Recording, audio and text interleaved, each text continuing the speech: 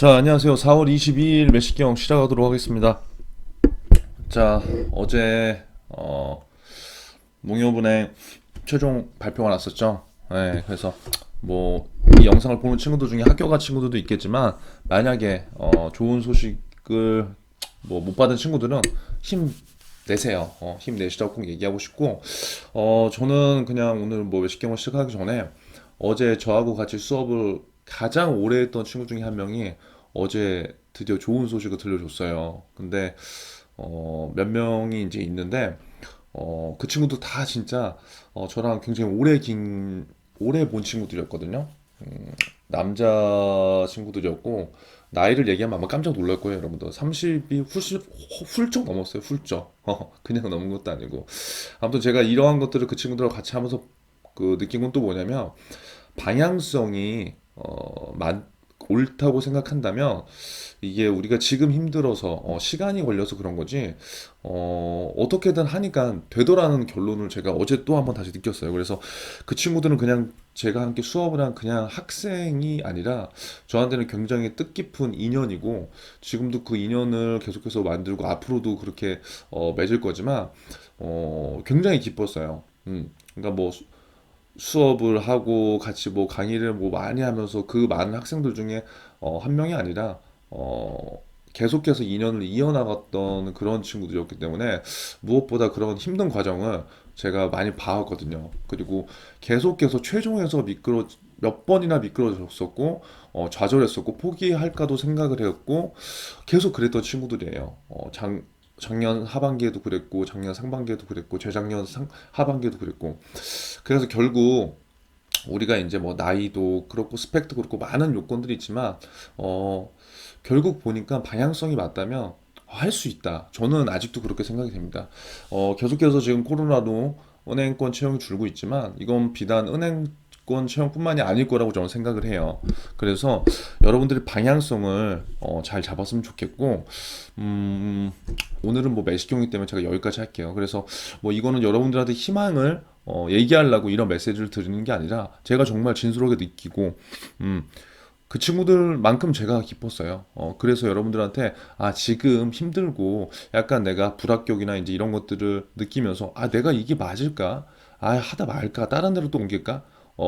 그러지는 말라는 거예요. 그래서 방향성을 설정하는데 조금 더 시간을 투자하시는 게 저는 맞다고 보고 그게 이제 충족이 되면은 그 안에서 내가 성공을 할 때도 있고 뭐 나름대로 좌절을 할 때도 있는데 그 시기를 잘 견딜 수 있는 원동력이 저는 방향성인 것 같다는 거예요. 그래서 이 자세한 내용들은 제가 뭐 그 친구들이 또 제주도로 오고 뭐 이런 기회가 있을 것 같아서 진짜 제가 이제 이런 인터뷰를 토대로 해서 제 얘기가 아니라 그 친구들의 경험들 그리고 그 친구들의 경험들이 여러분들하고 좀 더 공감대가 형성이 더 잘 될 수도 있을 것 같아서 그러한 것들을 좀 더 앞으로 자세하게 좀 더 전달 해보겠습니다. 자, 아무쪼록 오늘 첫 기사는요. 동학개미 76조 실탄되고 돌아왔다. 동학개미 또 들어왔나요? 동학개미 2.7조 폭풍 매수를 했대요. 와. 제가 지금 매식경 이번 달에도 계속 얘기했지만 올해 초까지는 주식 예탁금이 굉장히 늘었었는데 지금 계속 굉장히 빠졌었거든요. 근데 그걸 두고 다시 지금 들어왔다는 거예요. 여기 보시면 1월 달부터 하다가 3월 달에 빠졌다가 다시 지금 들어왔죠. 지난 12월부터 20일까지 최근 7거래일 연속 숨가폭의 오른 코스피가 22일 외국인 투자들의 차익 매물 여파로 하락했어요. 그런데 코스피는 하루 만에 다시 3,200을 그래서 반납했죠.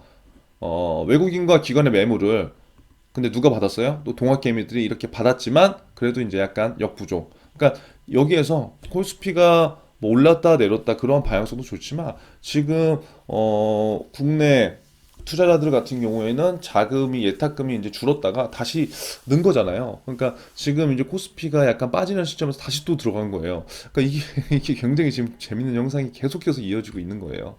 그래서 이날 개인의 코스피 순매수액은 올해 들어 네 번째로 큰 금액이래요.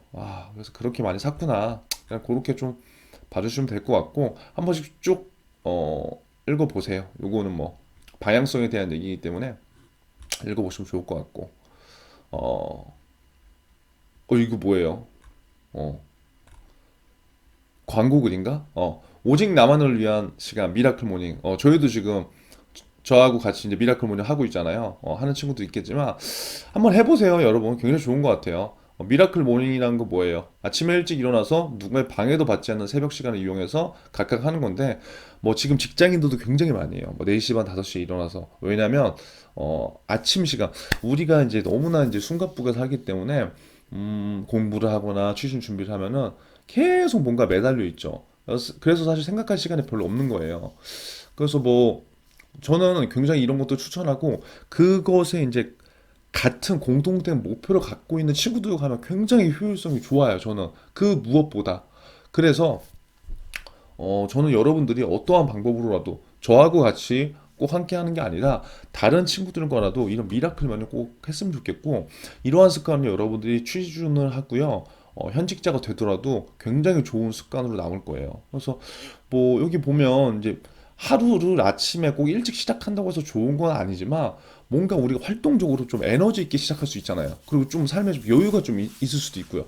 맨날 늦게 일어나서 쪼들려서 아침에 출근 시간에 맞춰서 그 출근 허덕이다가 일 끝나고 술 한잔 먹고 집에 오면 또 자고, 직장인들은 대부분 이런 패턴이 되는데, 이제는 생각해야 될 게 많다는 거죠. 평생 직장인 개념도 많이 사라지고, 지금 내가 이렇게 하루하루를 보내는 것이 물론 월급을 받고 일을 하는 것이지만, 어찌 보면 이 산업에서 내가 커리어를 쌓아서 좀 더 내 일을 할 수도 있을 거고, 아니면 다른 뭐 회사를 이직을 할 수 있을 거고, 경우의 수가 굉장히 많거든요. 그래서 여기 이 유튜버님도 보시면 변호사님이시잖아요. 하루에 4시 30분에 시작한대요. 근데 저는 지금 우리 친구들하고 한 6시부터 시작을 하는데, 이 시간을 뭐 조금 더 땡겨보면 좋겠지만, 그래도 적어도 6시부터라도 시작한다면 아침 시간에 시작하는 한 3, 4시간 정도가, 한 2, 3시간 정도가 굉장히 나한테 그 유용하게 돌아줄 수가 있어요. 그래서 여기 보시면 왜 사람들의 미라클 모닝이 열광할까?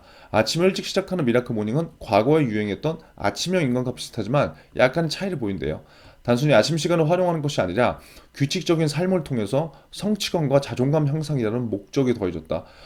저도 그래서 이런 것들을 제가 여러분들한테 꼭 해보라고 하는 이유가 이제 이런 거예요. 자존감. 뭐 이런 것들이 여러분들이 항상 이게 힘들어하는 하잖아요. 결국 자존감이라는 거는 누가 나한테 뭐 어떻게 해줄 수가 없는 거고, 내 스스로 해야 되는 건데, 그 시작을 아침 일찍 나의 루틴대로, 나의 규칙적인 생활대로 이렇게 내가 주도적으로 끌어가는 게 굉장히 저는 좋은 것 같아요.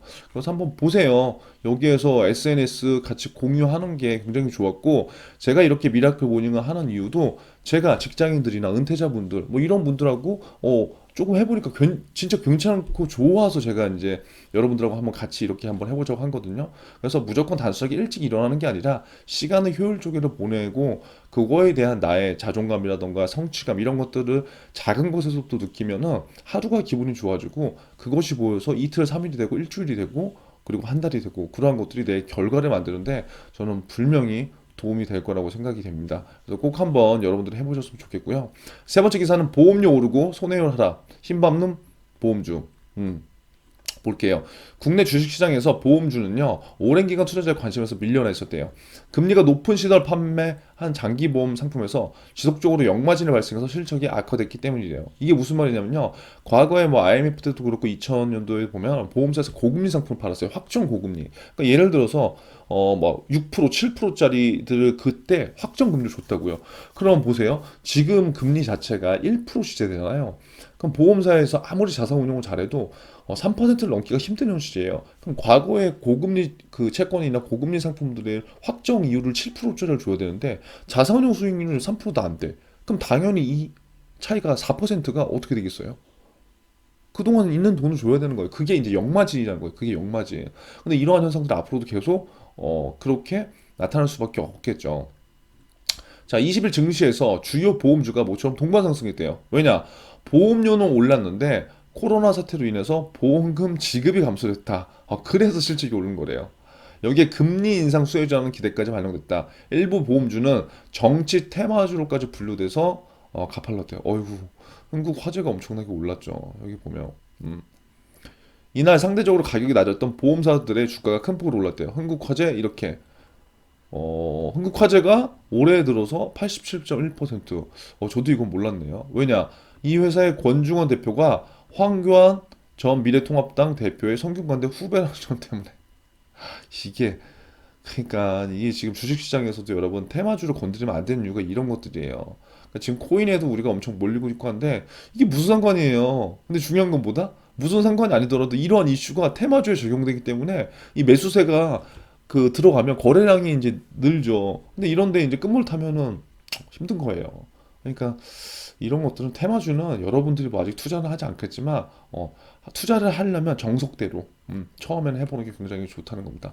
하나손해보험도 뭐 이렇고요. 뭐 아무튼 보험사들을 집중적으로 사들였대요. 자, 왜냐? 손해율이 내려가서 실적 개선됐다.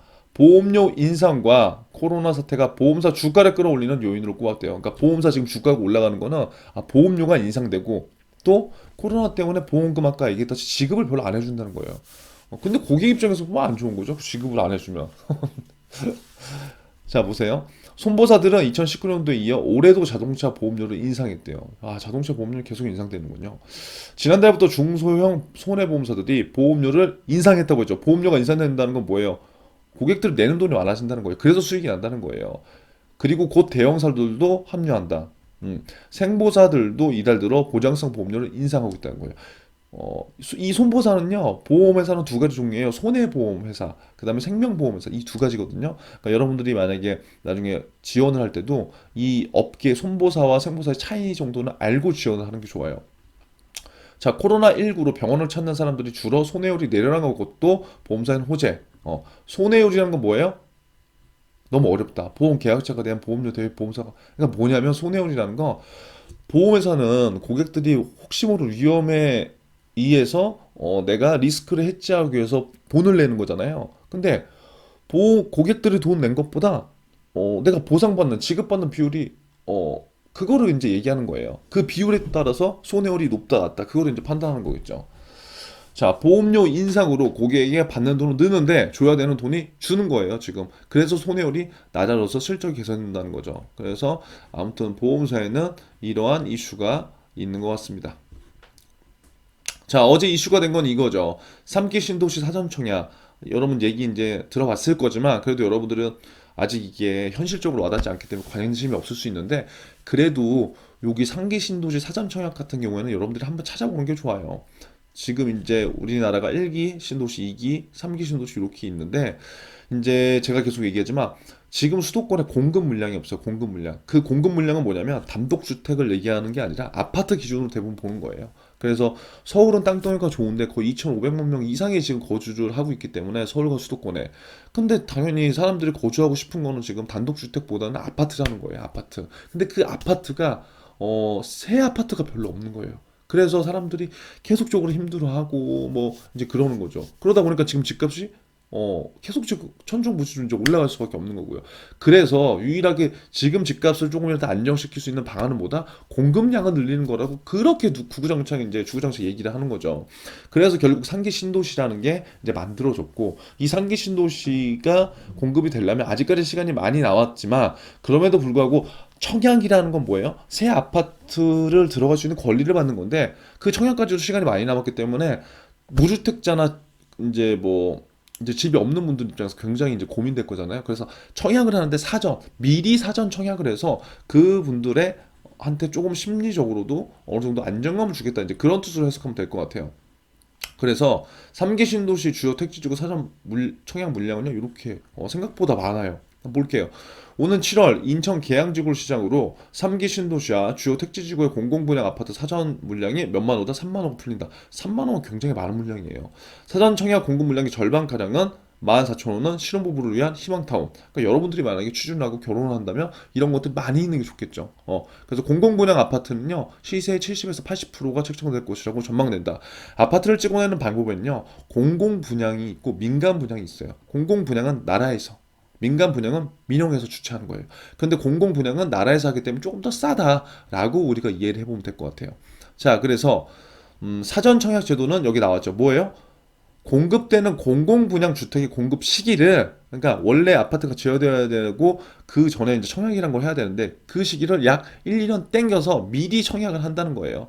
그래서 당첨이 되면은 본 청약할 때까지 무주택자 조건만 유지된다면 100% 입주를 보장한다. 그래서 3기 신도시가 어디에 되냐? 이렇게 쭉 있습니다. 요걸 한번 보시면 될 것 같고, 만약에 지금 이 매식경을 시청하는 친구들 중에 우리 집이 무주택이다라고 하는 분들은 이런 내용들을 보면서 먼저 관심을 가져보세요. 그러면 굉장히 재밌을 거예요. 그러면서 부동산에 대해서 공부도 하고, 그게 내가 하고 있는 지금 살아있는 경제 공부를 하는 거죠, 실질적으로. 그래서 저는 이런 걸 토대로 해서 공부를 하는 게 가장 저는 좋다고 생각이 됩니다.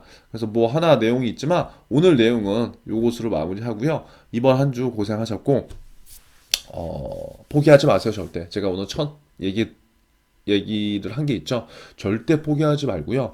여러분들 방향성에 조금 더 초점을 두는 그런 취준, 그 다음에 인생 계획이 됐으면 좋겠습니다. 자, 이번 주 수고하셨고요. 다음 주에 보도록 하겠습니다. 감사합니다.